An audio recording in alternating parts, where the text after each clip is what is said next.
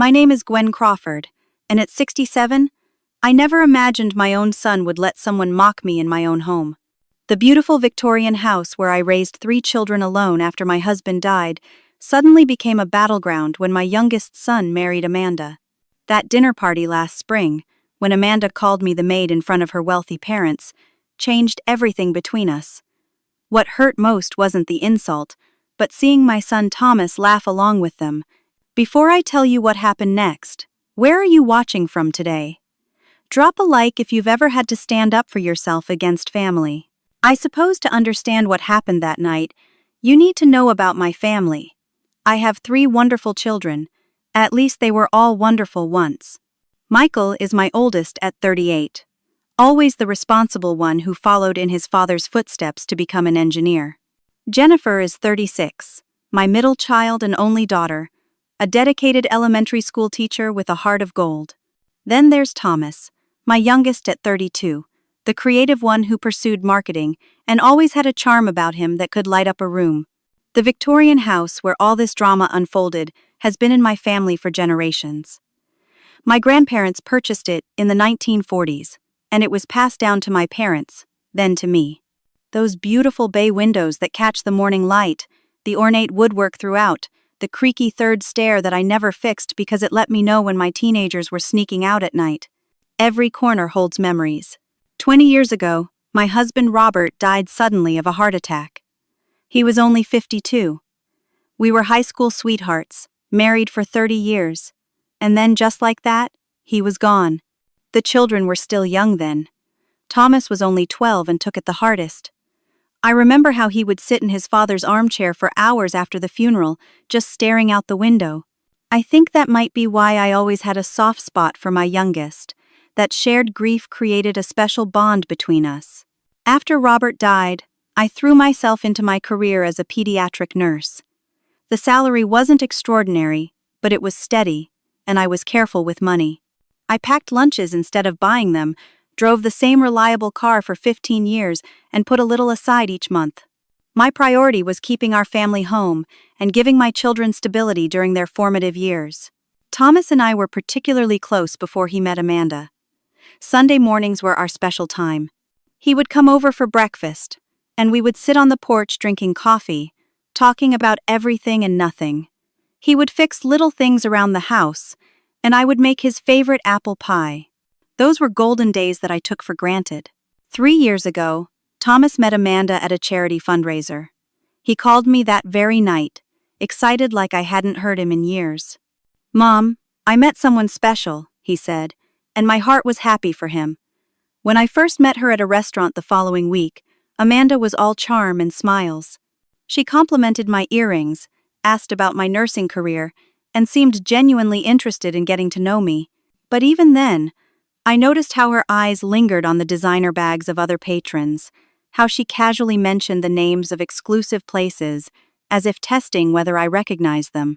As their relationship progressed, I noticed subtle changes in Thomas. The son who once appreciated simple pleasures began making comments about my outdated kitchen appliances. The boy who grew up helping me find treasures at thrift stores suddenly seemed embarrassed by my sensible lifestyle. When I mentioned our traditional Sunday breakfast, he suggested meeting at trendy brunch spots instead, where a single meal cost what I would spend on groceries for days. Amanda came from money. Her father owns a chain of luxury car dealerships, and her mother never worked outside their mansion. Amanda grew up with household staff and summer vacations in Europe. She would casually drop comments comparing her parents' heated marble floors to my quaint hardwood, or how their kitchen had been featured in a design magazine while mine was charming in a retro way. Despite their appearance of wealth, Thomas and Amanda struggled financially. Thomas earned a respectable income at his marketing firm, but not enough to match Amanda's spending habits or expectations. Designer clothes, luxury vacations, and expensive dinners created credit card debt that Thomas never directly admitted to, but that I suspected was substantial. 2 years ago, they approached me about moving in temporarily to save for a down payment on their own home. I hesitated but agreed, wanting to help my son. They took the main bedroom suite on the 2nd floor, and I moved into the smaller guest room. I told myself it was temporary, just a year at most. Within weeks, Amanda began rearranging furniture without asking. My antique side table that Robert gave me for our 10th anniversary was moved to the basement because it didn't match the aesthetic. Family photos were taken down because they made the walls look cluttered. Each time I expressed concern, Thomas would say, "Mom, Amanda has such a good eye for design. Just trust her." My other children noticed the changes in Thomas and in our relationship. Jennifer visited one Sunday to find me cooking in my own kitchen, while Amanda directed me like a sous chef. "Mom, what's going on here?" she asked later when we were alone. Michael called more frequently, concern in his voice when he asked if everything was okay at home. Through all of this, I kept one detail private. None of my children knew that I had paid off the mortgage on our family home 15 years ago. The property, now worth nearly $1 million in our growing neighborhood, was entirely mine. I never saw a reason to discuss my finances with my children. I wanted them to make their way in the world without expecting an inheritance. But as Amanda's behavior worsened, that information became my silent strength. The tensions began escalating about 6 months after they moved in. Amanda presented me with a home improvement plan one evening, complete with paint swatches and furniture catalogs. "The kitchen really needs a complete overhaul," she declared, pointing to the granite countertops I had saved for years to install. "Marble would brighten the whole space, and these cabinets are so dated." When I explained that I liked my kitchen as it was, Amanda looked to Thomas for support. "Mom," he sighed, as if explaining to a child, "the house could use some updating." Amanda knows what adds value to a property. "This is my home," I said quietly. "I'm not looking to sell it." Amanda rolled her eyes when she thought I wasn't looking. "Well, we all have to live here for now, and I think we should make it nice."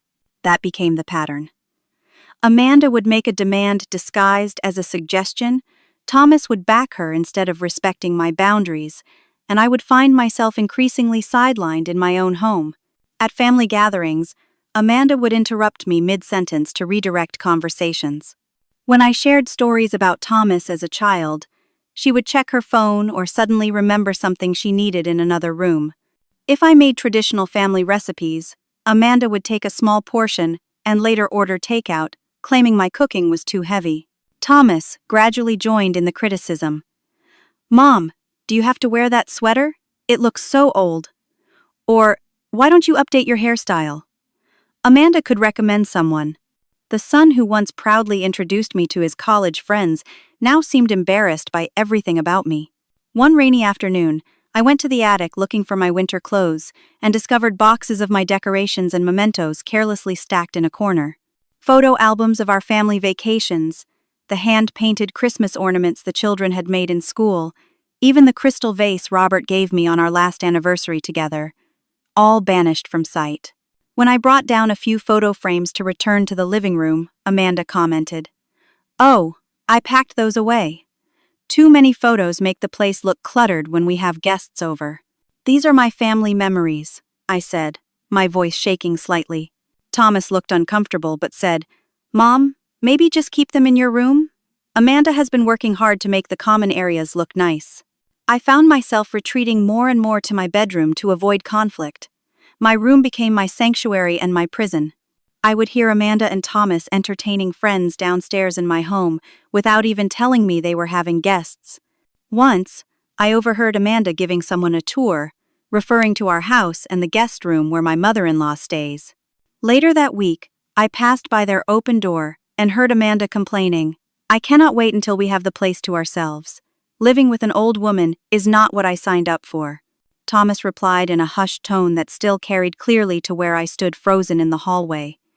"It won't be much longer, babe. We'll have the house to ourselves soon enough." My heart felt like it had turned to stone. What did he mean by that? Was my own son waiting for me to die? Or did he expect me to move out of my own home? The rift in our family deepened when Jennifer came over for dinner and witnessed Amanda criticizing my table setting. "Mom always sets a beautiful table," Jennifer defended me. "This is her home, after all." Amanda's smile didn't reach her eyes. "We all live here now, and some things could use a modern touch." Later, Jennifer confronted Thomas in the kitchen. I didn't mean to eavesdrop, but their voices carried. What is wrong with you, Tom? Do you see how your wife treats Mom? You're overreacting. Amanda just has high standards. High standards? She treats Mom like an inconvenience in her own house. You've always been jealous that Mom and I have a special relationship. Jennifer's laugh was bitter. Special? Is that what you call letting your wife disrespect our mother while you stand by and do nothing? Michael and I are worried about what's happening here. Stay out of my marriage, Thomas snapped. You don't understand, Amanda. The argument ended with Jennifer leaving in tears, and for weeks afterward, my children barely spoke to each other. The family I had worked so hard to keep together after Robert died was splintering before my eyes. My isolation grew. Friends stopped calling because I rarely accepted invitations anymore, embarrassed to explain what was happening in my home. I spent more hours at the hospital where I worked, volunteering for extra shifts to avoid going home. The emotional pain was becoming physical. I developed headaches, lost weight, and found myself lying awake at night wondering how things had gone so wrong. Inside, I was torn between speaking up more forcefully and keeping the peace. Thomas was still my son, my baby, despite everything. I kept hoping this phase would pass, that he would remember the values I had raised him with, that he would see what was happening and stand up for me. I didn't want to lose him, but I was losing myself in the process of trying to keep him. The turning point came last spring when Amanda announced her parents were visiting from California. They had never been to our home before, always preferring to meet at restaurants when they came to town. Mom and Dad are finally coming to see the house, Amanda told me, her tone making it clear this was a significant inspection. We're having a dinner party on Friday. I'll handle everything, of course. The days leading up to the dinner were a flurry of activity. Amanda ordered new table linens, fresh flowers, and specialty ingredients. She hired a cleaning service that spent an entire day on our already clean home.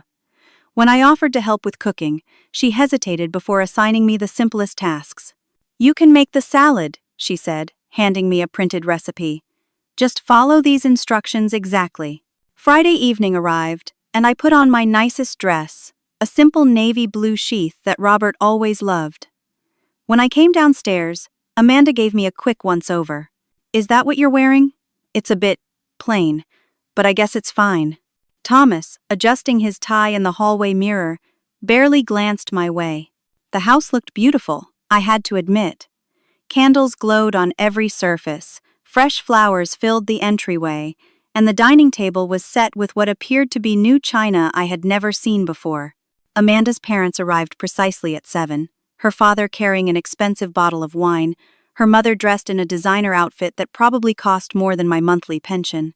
Gerald and Patricia Miller were tall, tanned, and immaculately groomed, with the confident air of people accustomed to the finer things. What a charming little place, Patricia said, looking around with a smile that didn't reach her eyes.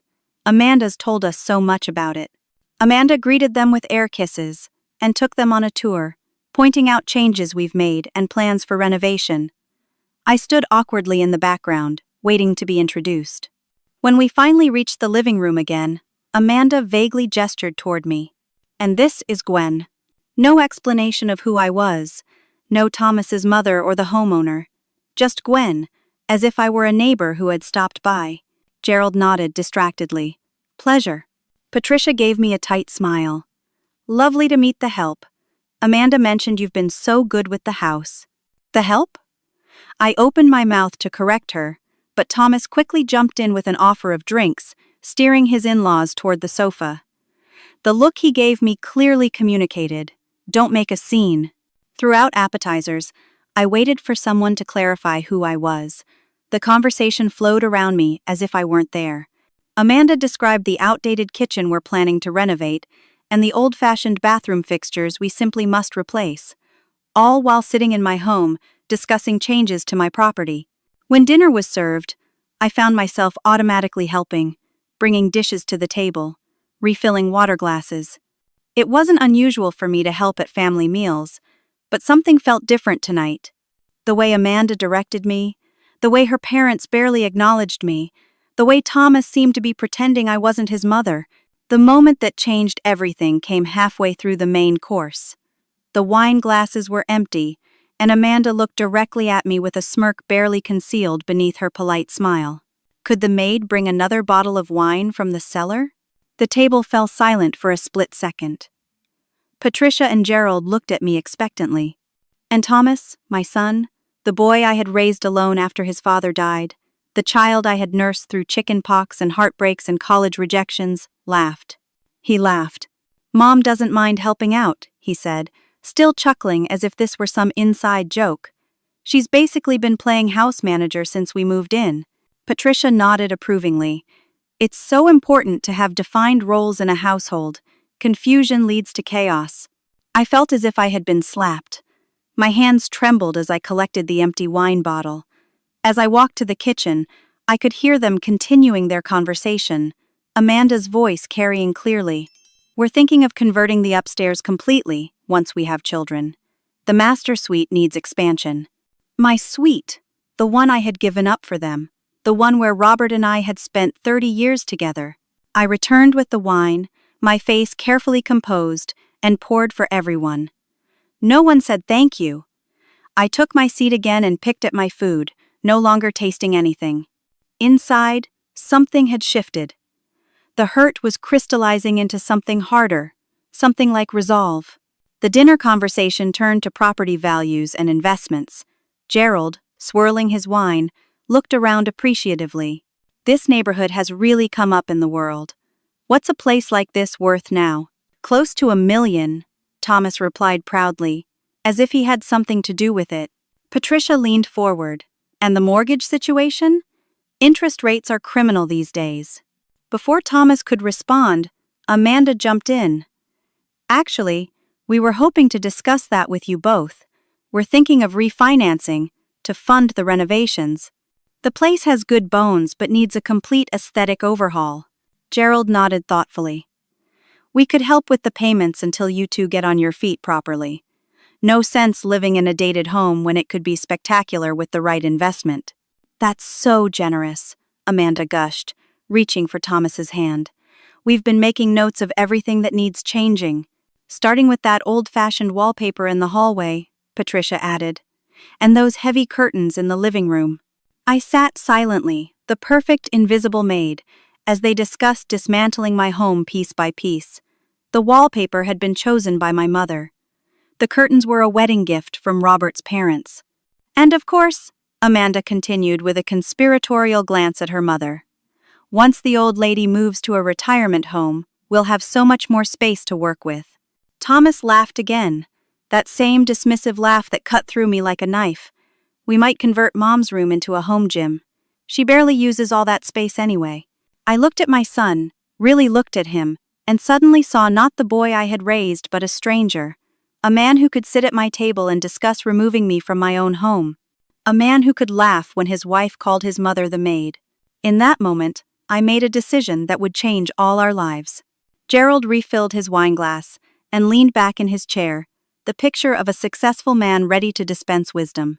"You know, with property values in this area, you two should really consider maximizing your investment.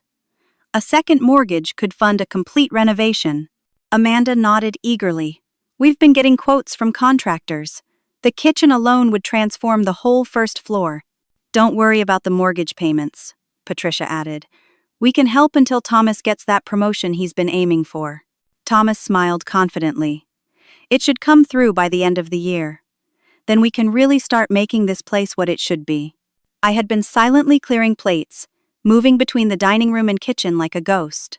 Now I carefully set down the serving platter I was holding and removed the apron Amanda had handed me earlier. The room gradually fell silent as I stood at the head of the table, my dining room table, where Robert and I had shared thousands of family meals. "Is something wrong?" Patricia asked, looking at me with mild annoyance. I smoothed down my dress and took a deep breath. "I think there's been a misunderstanding that needs to be clarified." Amanda rolled her eyes slightly. "Everything's fine, Gwen.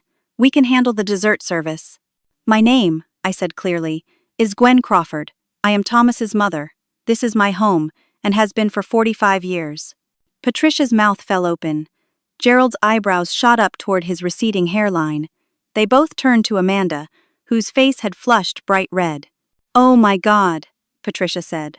her hand fluttering to her throat, we thought. Amanda said.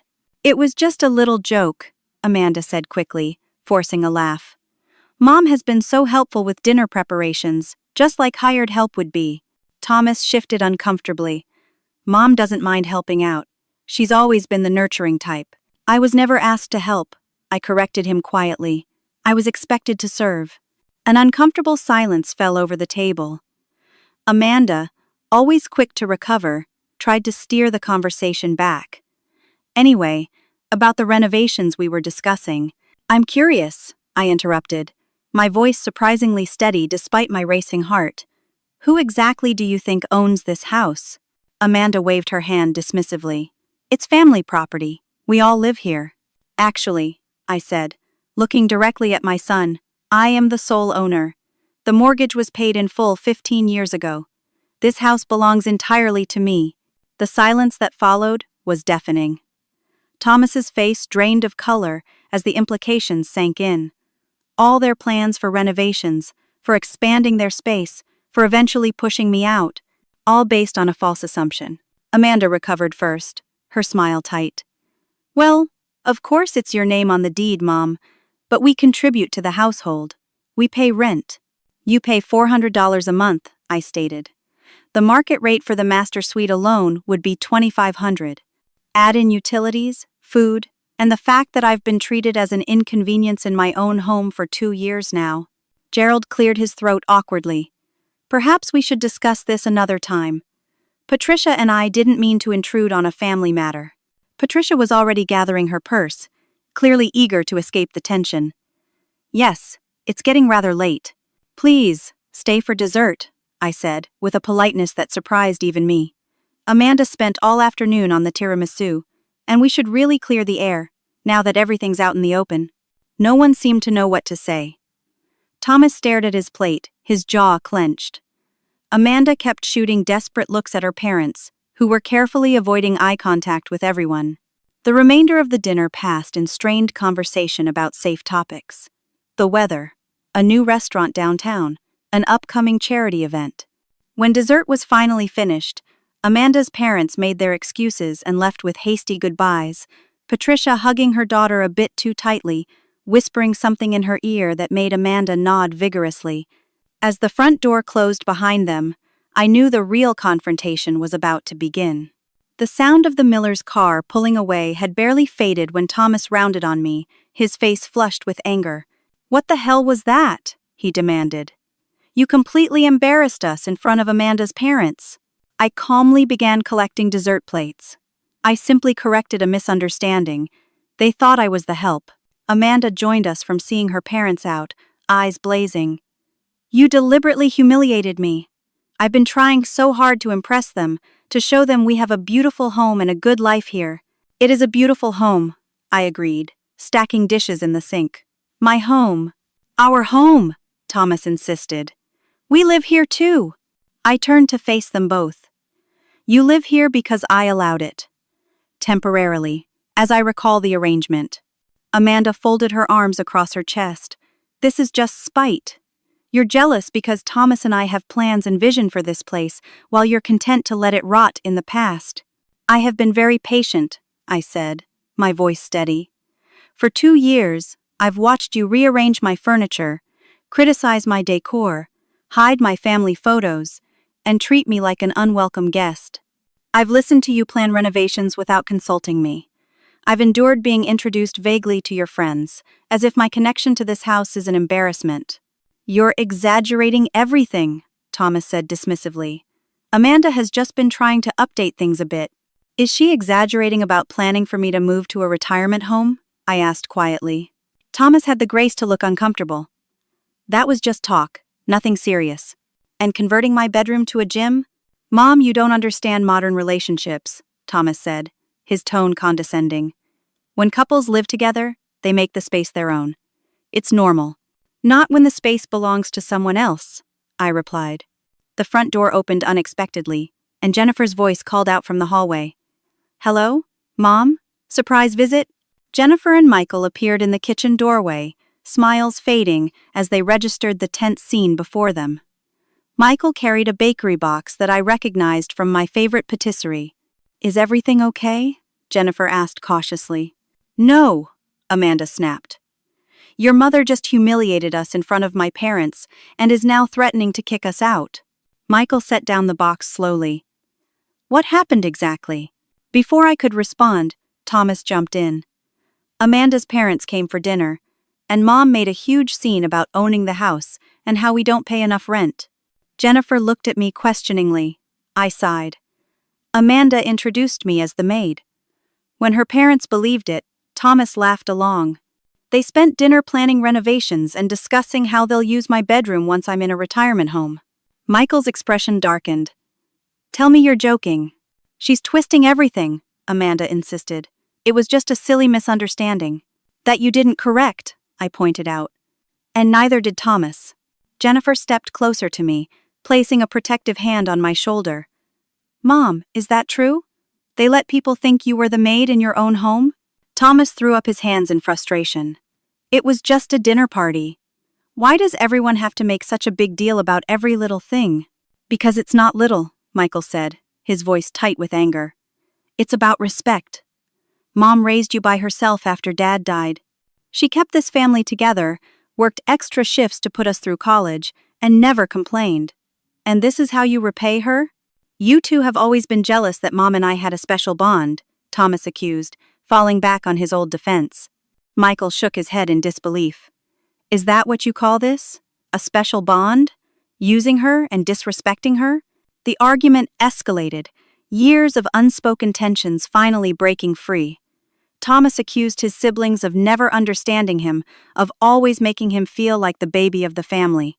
Jennifer tearfully recounted instances when she had visited and seen how Amanda treated our mother. Michael demanded to know when Thomas had changed so much. As their voices rose, Amanda suddenly cut through the noise. "This house has always been a burden on all of you. Old and outdated and full of memories you can't let go of. Thomas and I were doing everyone a favor by planning to take it over." The room fell silent. Even Thomas looked shocked at her outburst. "Take it over?" Jennifer repeated slowly. Amanda tossed her hair back defiantly. "Yes, we assumed Gwen would eventually sign it over to us. We're the only ones who actually want to live here and improve it. You two never even visit except for holidays." I looked at my daughter-in-law with new clarity. "You moved in with the intention of eventually taking my home?" "It makes the most sense," Amanda insisted. "You're getting older. This place is too big for one person. Thomas is your son. The house should stay in the family." The pain of realizing the extent of their entitlement was almost physical. I had welcomed them into my home, surrendered my space and privacy to help them, and all along they had been waiting for me to give them everything. Thomas must have seen something change in my expression, because his tone suddenly softened. "Mom, Amanda didn't mean it like that. We just thought, long term, it would be a good solution for everyone." "A solution to what problem, Thomas?" I asked quietly. "The problem of me living in my own home?" The kitchen fell silent again, the tension thick enough to cut with a knife. Finally, Thomas spoke, his voice hard. "Maybe we need to establish some ground rules going forward. This situation clearly isn't working for anyone." He looked at me directly. "Either you accept that things need to change around here, that Amanda is the lady of the house now, or what?" Michael challenged. Thomas squared his shoulders. "Or Amanda and I will find another place to live." Amanda's eyes widened in alarm. Clearly, this was not part of their plan. She placed a restraining hand on Thomas's arm, but he shrugged it off. "Well, Mom?" Thomas pressed, confidence in his voice. He truly believed I would back down rather than lose him. "What's it going to be? Can you accept the new arrangements? Or should we start packing?" Without a word, I walked past all of them to my study. I could hear confused murmuring behind me. Amanda's urgent whispers to Thomas. Jennifer's concerned voice asking Michael what was happening. I returned a few moments later with a folder of documents that I had prepared months ago, just in case this day ever came. I placed the papers on the kitchen island. These are rental agreement papers, showing fair market value for the master suite and use of common areas. There's also a copy of the house deed with my name clearly listed as sole owner. "And these," I added, placing my house keys on top of the stack, are your options. I looked directly at Amanda and Thomas. You can either sign a proper lease agreement and pay market rate rent starting next month, or you can find somewhere else to live. I'll give you 30 days either way. You can't be serious, Amanda sputtered. Where would we go? That's not my concern, I replied calmly. You just threatened to leave, so I assume you have options. Thomas stared at the keys, reality finally sinking in. There's no mortgage to pay off, is there? You own this place free and clear. I have for 15 years, I confirmed. I worked hard, saved carefully, and paid off my home to secure my future. A future that doesn't include being treated like an unwelcome guest in my own house. Amanda's face crumpled, and she began to cry, looking to Thomas for support. We can't afford market rate rent. And my parents just spent a fortune on their new vacation home. We'll be homeless. Michael snorted. Hardly. You both have jobs. There are plenty of apartments in your price range. This is ridiculous, Thomas snapped, but I could see the uncertainty in his eyes. Mom, you're overreacting. We're family. You can't just throw us out. I'm not throwing anyone out, I said quietly. I'm establishing boundaries that should have been in place from the beginning. You have 30 days to decide. Jennifer stepped forward, her arm around my shoulders. Mom has been more than generous. 2 years of subsidized living in a $1 million home? Most people would kill for that opportunity. Amanda's tears dried up suddenly, replaced by cold anger. Fine, if that's how you want it. But don't expect us to visit once we're gone. Don't expect to be involved in our lives or any future grandchildren. The threat hung in the air, and for a moment, I felt my resolve waver. Then I remembered Thomas laughing as his wife called me the maid. I remembered the casual discussion of putting me in a retirement home. I remembered 2 years of shrinking myself to accommodate their disrespect. Those are your choices to make, I said finally. Just as this is mine. Thomas and Amanda moved out 12 days later. There was no drawn-out goodbye, no emotional reconciliation. They hired movers who came while I was at work, packing up their belongings and leaving the master suite barren, except for my old furniture they didn't want. I learned from Jennifer that Amanda's parents had offered them temporary housing, though not in their main residence as Amanda had hoped. Instead, they were staying in a small guest house on her parents' property until they could find an apartment. The first week after they left was strangely quiet. I moved back into the master bedroom but found myself unable to sleep there the first few nights.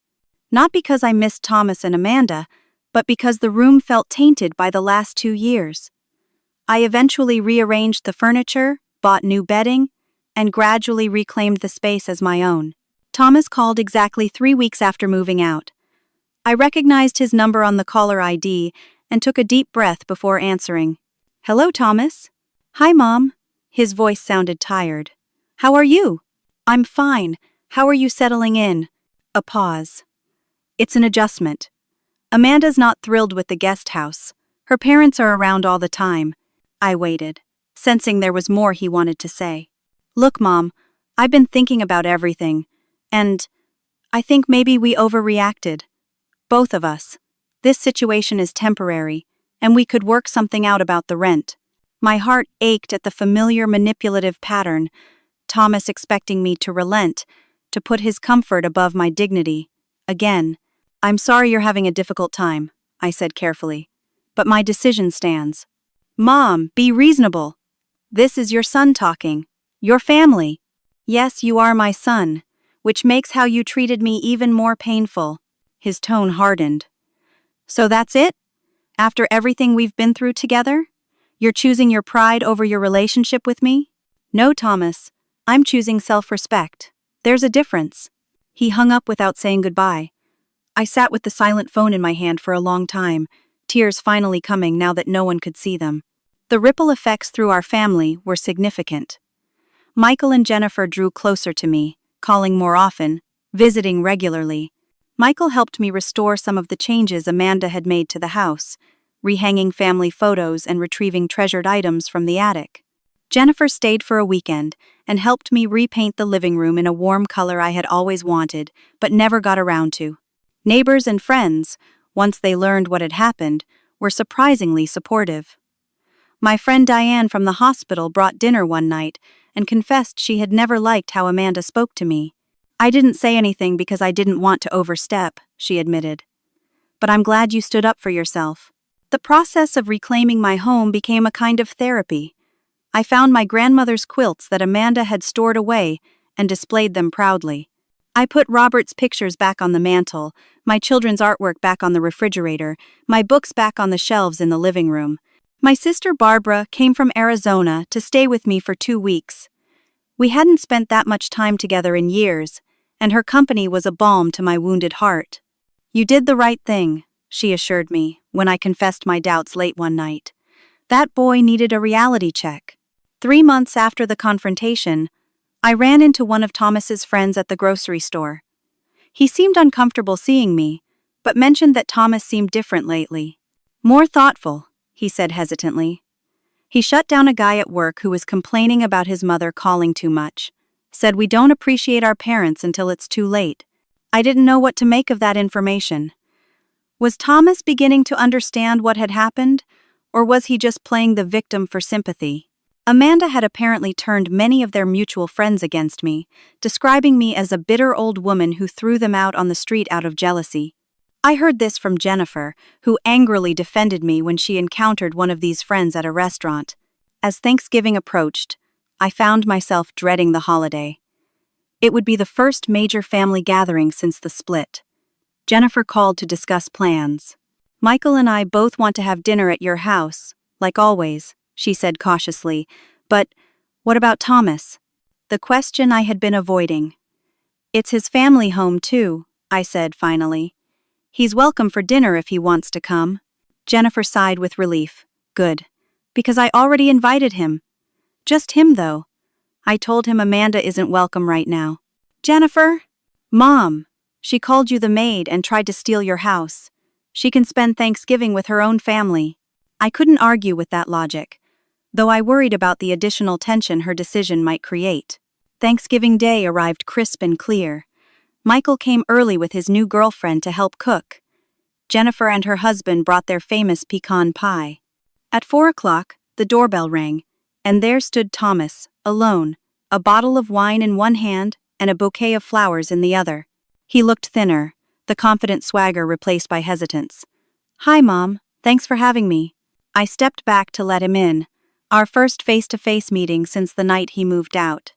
"You're always welcome here, Thomas. This is your family home." He winced slightly at my choice of words. "I brought your favorite wine and flowers." The dinner was awkward at first. Conversation stayed on safe topics: the weather, sports, Jennifer's students, Michael's new project at work. Thomas spoke little, observing the easy rapport between his siblings and me, with an expression I couldn't quite read. When dessert was served, Thomas finally addressed the elephant in the room. "I want to apologize," he said suddenly, interrupting a story Jennifer was telling. "What happened? It wasn't right. The way Amanda and I treated you, Mom. The things we said and planned. It was wrong." The table fell silent. I studied my youngest son's face, looking for the sincerity behind his words. "I'm not saying I understand everything yet," he continued, staring at his plate. "And I'm still angry about some things. But I know we hurt you, and that was never what I wanted." It wasn't a perfect apology. It contained qualifiers and hints that he still didn't fully grasp the depth of the betrayal, but it was a start, a small crack in the wall between us. "Thank you for saying that," I said softly. "It means a lot to me." After dinner, as Thomas was leaving, he hesitated at the door. "Amanda and I are getting divorced," he said abruptly. "She filed the papers last week. Said I've changed, that I'm not the man she married. She's blaming me for our financial problems, for losing the house, for everything." I didn't know whether to feel sadness or relief. "I'm sorry, Thomas." He shrugged, trying for nonchalance, but not quite achieving it. "It's been coming for a while, even before. Everything that happened here, we want different things." I nodded, understanding the complexity of relationships too well. "If you need anything." "I know, Mom, but I need to do this on my own. Figure out who I am without Amanda's influence, without depending on you or anyone else." He managed a small smile. "I got a small apartment downtown. It's nothing fancy, but it's mine." I'm cooking for myself for the first time since college. You always were good at making that pasta dish. Spaghetti with butter and garlic salt isn't exactly gourmet, he laughed, a glimpse of my old Thomas showing through. As he walked to his car, I felt the first stirrings of hope that perhaps, someday, we might find our way back to each other. Not as we were before, but as something new, something built on mutual respect rather than obligation. 6 months passed, and with each day I grew stronger, more confident in my decision to reclaim my life and my home. The woman who looked back at me from the mirror was different from the one who had allowed herself to be marginalized in her own house. Her spine was straighter, her eyes clearer, her smile more genuine. My home once again felt like mine. The beautiful Victorian that had sheltered 3 generations of my family was filled with laughter again when Jennifer's children came for weekend sleepovers, or when Michael brought his now fiancé for Sunday dinners. The walls that had witnessed so much tension now held new, happier memories alongside the old ones. Thomas had changed too. Living independently in his modest apartment downtown had forced him to grow up in ways that moving back home never could. He cooked his own meals, paid his own bills, and learned the value of $1 when there was no safety net below him. 4 months after Thanksgiving, he called and asked if we could meet for coffee. We sat across from each other at a small cafe, both nervous, both trying to bridge the gap between us. "I've been doing a lot of thinking," he said, turning his mug in circles on the table. "About what happened with Amanda, about how I treated you." I waited, giving him space to continue. I was so caught up in what Amanda wanted, in trying to be the man she thought I should be, that I lost sight of who I really am. "Who you raised me to be." He looked up, meeting my eyes directly. "I'm truly sorry, Mom. Not just for the dinner party incident, but for the 2 years before that. For every time I let her disrespect you. For every time I chose her opinions over your feelings. For forgetting that you were the one who was always there for me, even when Dad died and my world fell apart." The apology was everything the Thanksgiving one hadn't been. Complete, unqualified, sincere. "I forgive you, Thomas," I said, reaching across the table to take his hand. "We all make mistakes, especially when we're in relationships that bring out the worst in us instead of the best." "I don't deserve your forgiveness," he said, his voice thick with emotion. "Forgiveness isn't about what we deserve," I told him gently. "It's about choosing to move forward without the weight of resentment." "But," I added, "forgiveness doesn't mean there aren't still boundaries." He nodded, understanding. "I know things can't go back to how they were before, and they shouldn't. I need to earn back your trust." From that day, we began rebuilding our relationship on new foundations. Thomas came for dinner once a week, always bringing something to contribute, always respectful of my home and my rules. He never asked to move back in, even when his lease was up, and he mentioned looking for a new apartment. Instead, he found a slightly larger place that he could afford on his own salary now that he wasn't supporting Amanda's expensive tastes. My house became a gathering place for family again, but on my terms. Jennifer and Michael brought their families regularly. Thomas joined us for holidays and birthdays. We established new traditions alongside the old ones, like monthly game nights that often ended in competitive Monopoly battles and too much wine.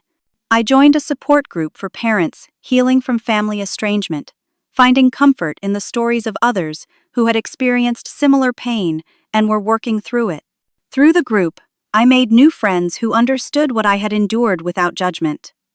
We went on weekend trips together, attended community events, and expanded our social circles beyond family dependencies. One rainy Sunday afternoon, while going through old boxes in the attic, I found Robert's collection of vinyl records that I'd packed away after his death. Thomas helped me set up a record player in the living room, and we spent hours listening to Robert's favorite jazz albums, sharing memories of the man we both loved and lost. "He would be proud of you," Thomas said unexpectedly, as Coltrane played softly in the background. "For standing your ground. Dad always admired your strength, even when you didn't see it in yourself." The comment touched me deeply. He'd be proud of you too, you know, for finding your way back. With the approaching 20th anniversary of Robert's death, I decided to renovate our bedroom. Not in the way Amanda had planned, with trendy fixtures and designer labels, but in a way that honored both my past and my future. I chose colors Robert would have loved, installed bookshelves for my growing collection, and splurged on a comfortable reading chair by the window. It became a sanctuary that was truly mine, a physical manifestation of my reclaimed identity. After much consideration, I also met with my lawyer to create a formal will and estate plan. I invited all 3 children to dinner and explained my decisions openly. "The house will be divided equally among you after I'm gone," I told them, with the provision that it either be kept in the family or, if sold, the proceeds divided equally. What happened before can't happen again. They all nodded, understanding the necessity of clear boundaries even after I was gone. Thomas looked relieved rather than resentful at the conditions, another sign of his growth. A few weeks later, Thomas called with news. "Amanda contacted me," he said, his voice carefully neutral. Her parents cut back on supporting her after she maxed out their credit cards. She suggested we try again, now that she's learned her lesson about money. "And how do you feel about that?" I asked, holding my breath. He laughed, not unkindly. "I told her I've learned some lessons too, about what really matters, about who I want to be." He paused. I thanked her for the call and wished her well. Then I blocked her number. Pride swelled in my heart for the man my son had become through this difficult journey. The following Christmas was everything the disastrous dinner party hadn't been. My home was filled with genuine warmth, respect, and love. Michael announced his engagement. Jennifer shared news of an expected 3rd child. Thomas brought a friend from work, a kind woman with a quick laugh, who looked at him with respect rather than calculation. As we gathered around the table, laden with traditional family recipes alongside new dishes we were trying for the first time, I looked at the faces of my children. They were older now, shaped by both joy and pain, success and failure. But they were here, together, in the home that had sheltered us through it all. Later, as we sat in the living room with dessert plates balanced on our laps, Thomas raised his glass in a toast. "To Mom," he said simply, "who taught us that love doesn't mean letting people walk all over you? That sometimes the strongest thing you can do is stand up for yourself." Jennifer and Michael raised their glasses too, echoing his words. "To Mom," I smiled through tears, overwhelmed by how far we had come. The journey had been painful, the lessons hard-won. But sitting there, surrounded by genuine love and respect, I knew that everything that happened had led us to a truer, more authentic relationship than we'd had before. That night, after everyone had gone home and the house was quiet again, I sat on my porch swing, watching the stars appear one by one in the darkening sky. The same porch where Thomas and I used to have Sunday coffee before everything changed. The same swing where I had rocked each of my babies to sleep on summer evenings long ago. The house behind me was more than wood and stone. It was the physical embodiment of my life's work, my independence, my legacy. By refusing to be marginalized within its walls, I had taught my children that self-respect isn't selfish but necessary, that boundaries aren't walls but foundations upon which healthy relationships are built. As the gentle night breeze stirred the wind chimes Robert had hung 25 years ago, I felt a sense of peace wash over me. The painful chapter with Amanda had ultimately strengthened our family rather than destroyed it. My relationship with Thomas was different now. Not the uncomplicated bond we once shared, but something deeper, tested by fire, and ultimately more resilient. The most valuable thing I owned wasn't the house at all, but the wisdom to know when to stand my ground, the courage to require respect, even from those I loved most, the strength to believe I deserved better, even when voices around me suggested otherwise. It's never too late to reclaim your power. Never too late to say, "This is my home, and I matter here." Never too late to teach others how to treat you, even when the lesson is difficult for everyone involved. What's your story? Have you ever had to stand up to family members who took you for granted? How did you find the courage to set boundaries with people you love? Share your experiences in the comments below. And if this story resonated with you, please like, subscribe, and share it with someone who might need to hear that it's okay to demand respect, no matter your age. Thank you for listening, and remember that it's never too late to reclaim your worth.